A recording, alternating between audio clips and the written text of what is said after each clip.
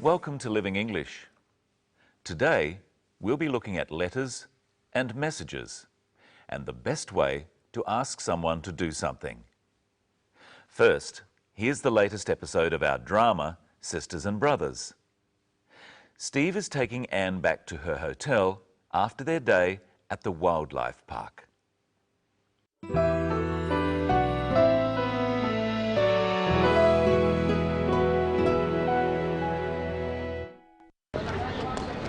Did you have a good day?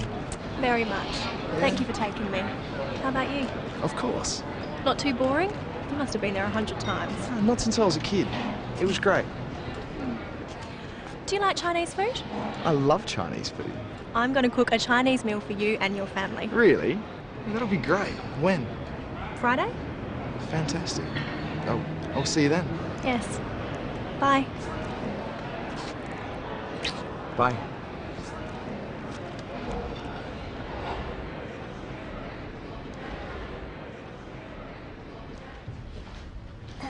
Excuse me. Sorry, Miss Lee, I didn't see you. Could I have my key, please? Certainly. Here you are. Oh, and there's a message for you.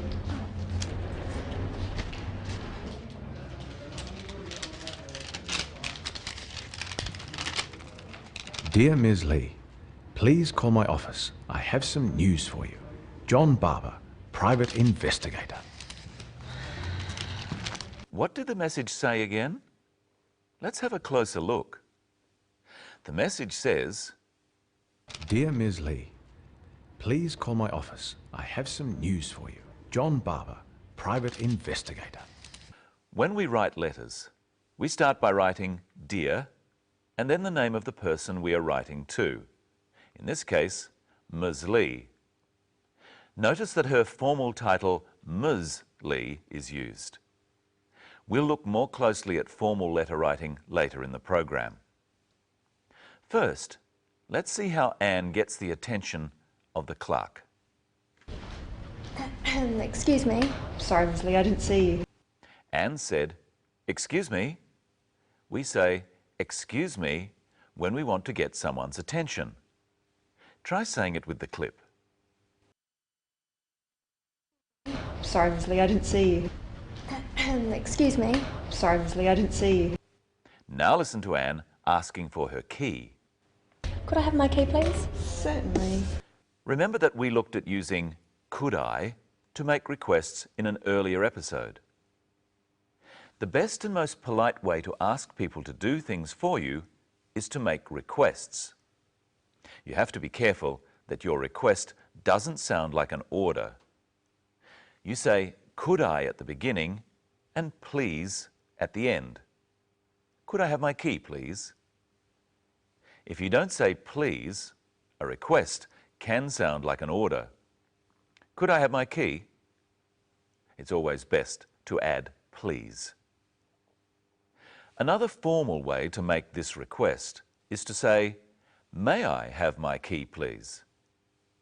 Watch the clip and try saying, could I have my key, please, with Anne. Could I have my key, please? In our next clip, there's also something we've looked at before on Living English, the expression going to. See if you can remember what it means.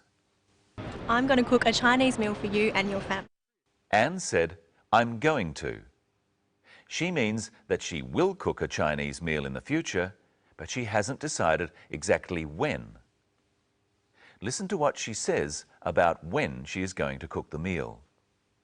I'm going to cook a Chinese meal for you and your family. Really? That'll be great. When? Friday? She says, Friday? Notice the inflection in her voice. Friday? She's not completely sure.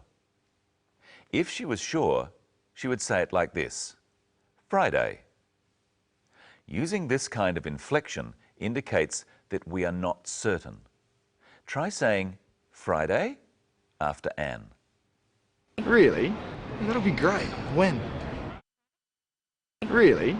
That'll be great. When? Friday?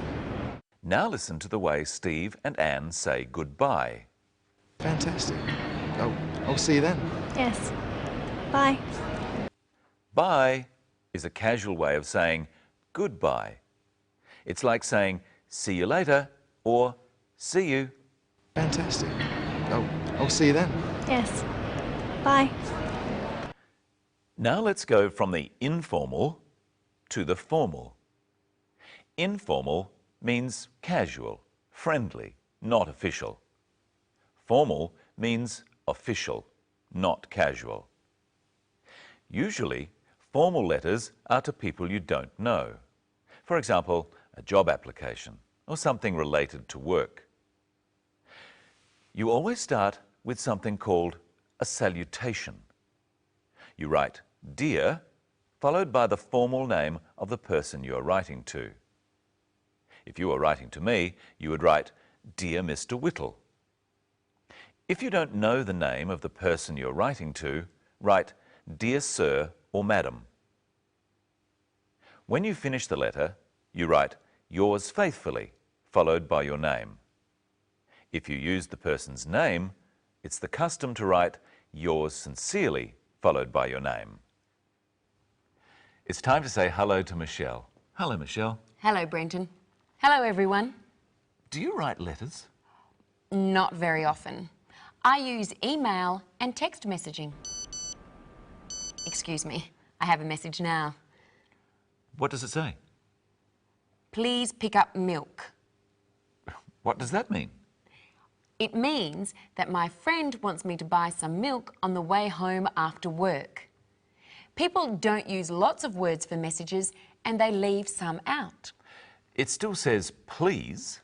Yes, that's because it's a request, not an order.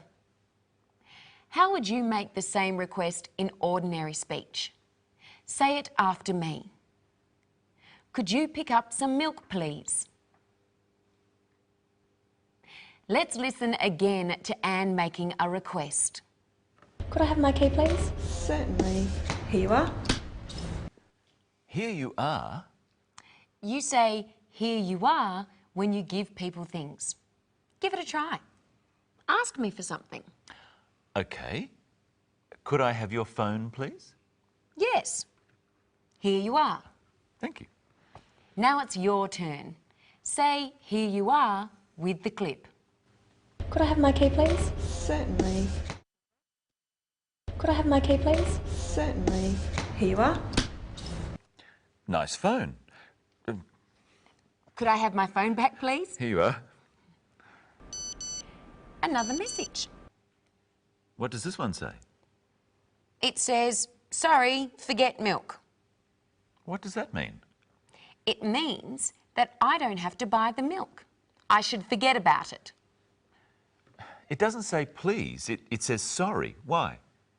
Well, he's apologising for making me think I had to stop and buy some milk later. He doesn't write please because he's not asking me to do anything. We sometimes say sorry to be polite, like in this clip. Excuse me. Sorry, Miss Lee, I didn't see you. Try saying sorry, Ms. Lee, with the clip. Excuse me. Excuse me. Sorry, Miss Lee, I didn't see you. There are a few phrases in English which can be used to say sorry or apologise. Let's practice them. Sorry. That's okay. When we bump into someone or have a small accident like this, we often just say sorry. Try it at home. Sorry. And in reply, I say, that's okay. Try it home. That's okay. Or I could say, that's all right. You try. That's all right. And here's a common Australian phrase. No worries. You try. No worries. Let's look at some other ways of saying sorry. You can say, I'm sorry, or you can say, pardon me. Try it at home. Pardon me. Another way of saying it is, I beg your pardon. This is more formal. Try it after me. I beg your pardon. This is a more serious apology. Like this. I beg your pardon. I'm so sorry. No worries.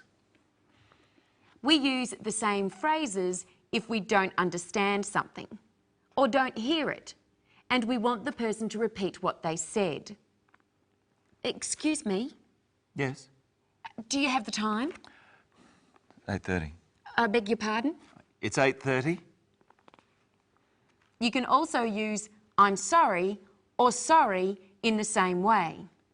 Excuse me, Can I help you? do you have the time? 9:10. Sorry? It's 9:10. Thank you very much. But notice how the inflection changes from when we say sorry to apologise. We'll show you. Sorry. That's all right. Sorry? I said that's all right. There's no need to shout. Practice with me the different ways of saying sorry. Sorry. Sorry. I'm sorry. I'm sorry. Pardon me. Pardon me. I beg your pardon. I beg your pardon. Let's look at another clip now. You must have been there 100 times. Not since I was a kid. Anne says you must have, or you must have been there 100 times. What does she mean by that? She thinks it's certain that Steve has visited the wildlife park many times before. So I could say to Brenton, you must have seen a kangaroo before. Yes, I have. And Michelle, you must have been to Sydney. Yes, I have. Try at home saying you must have. First, been to the zoo. You must have been to the zoo. Flown in a plane. You must have flown in a plane. Had an ice cream. You must have had an ice cream before. There's one thing in that clip that's confusing, Michelle. What's that? Well, let's watch again. You must have been there 100 times. Not since I was a kid. Steve says, not since I was a kid. But a kid is a baby goat, isn't it? Yes. But kid is also slang for young boy or girl. So what are the other words for people at different ages? Well, we start off as a baby. The plural is babies. Then when we start to walk, we're called toddlers. Young boys and girls are called children. One is called a child. And then we are called teenagers, from the age 13 to 19. And then adults. And that's all we have time for today. Next time, we'll look at reporting the past and using did and didn't.